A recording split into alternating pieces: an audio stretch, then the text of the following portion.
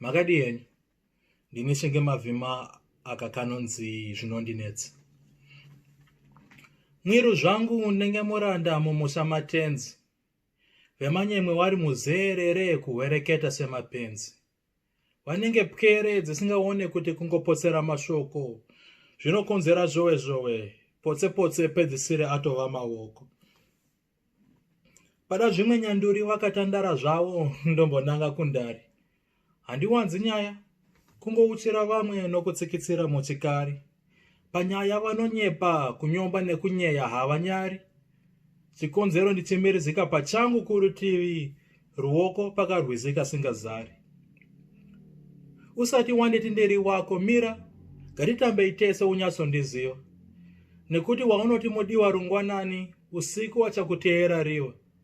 Ungange muri mese misi yose kutosimbisana paruzhinji, panopera mukaka fume wokuruma wawakutoitirwa maninji.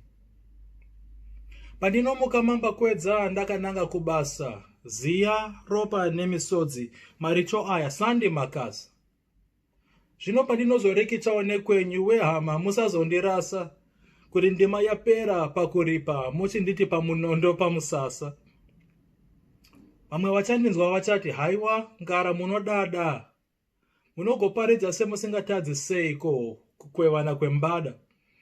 Handirevi kuti handikanganisiwo, handina kudaro kani.